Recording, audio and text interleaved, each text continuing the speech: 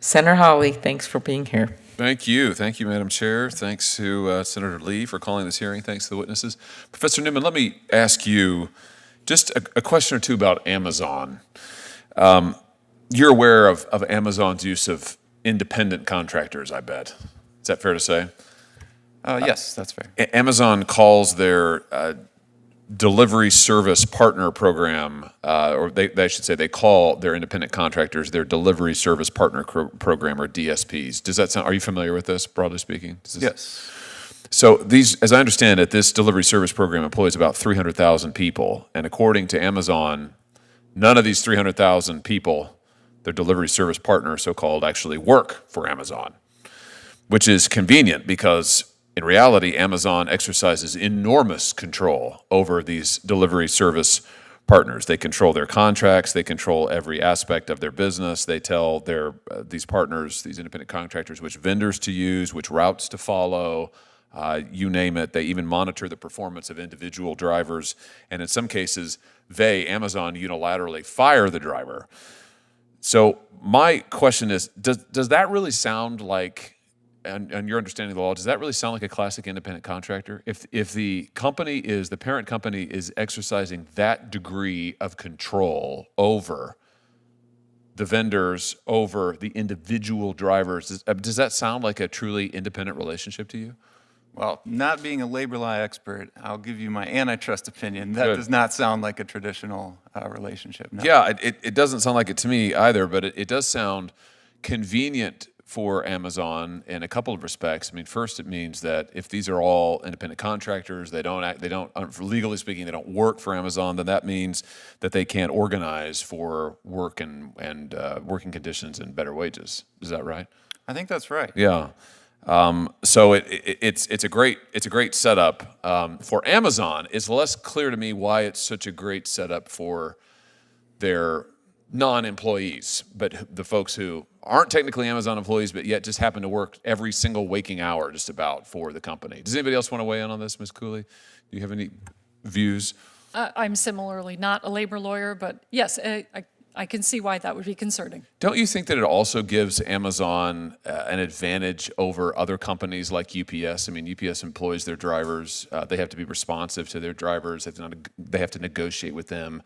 By treating them as so-called independent contractors, Amazon doesn't have to do any of that for any of their drivers, right? I mean, So certainly, Senator Josh Hawley delivers a fiery Senate hearing performance as he challenges Amazon's delivery contractor system and attacks the growing power of health insurance companies and PBMs.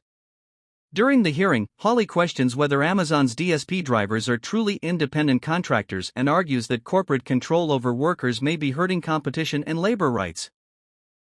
He also turns his attention to healthcare giants, accusing insurers and pharmacy benefit managers of driving up costs while reducing patient choice. Let me ask you, while I've got you all here, just on a different subject, just on the subject of healthcare for a second, and pharmacy benefit managers, and speaking about vertical integration.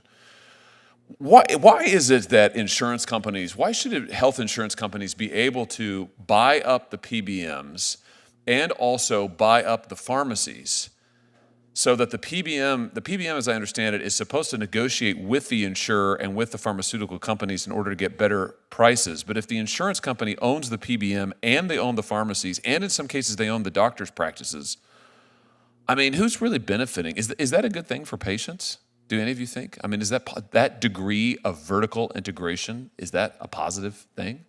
No, it's definitely not. I mean, I welcome the recent investigation litigation against PBMs. We need more such investigations about their misconduct. I don't think that the price negotiations are even genuine.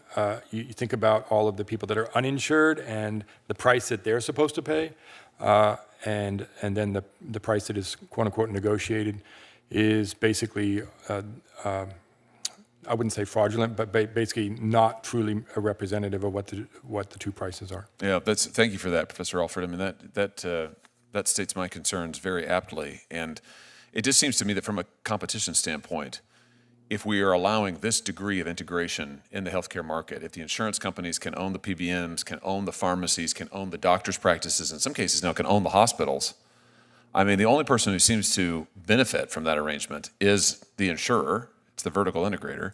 The people who really seem to lose out are the patients who no longer have any meaningful choice anywhere. There are no cost savings passed on to them because one entity owns all of it, owns the entire chain. And I think we're seeing more and more of that in American healthcare. And this is why, as recent reports have indicated, not only is healthcare more expensive than ever in this country, year on year, health insurance, I mean, it's just totally unaffordable, but access to care is actually declining. So the services provided are getting worse. And you can talk to doctors, you can talk to independent pharmacists, they hate it and they feel squeezed.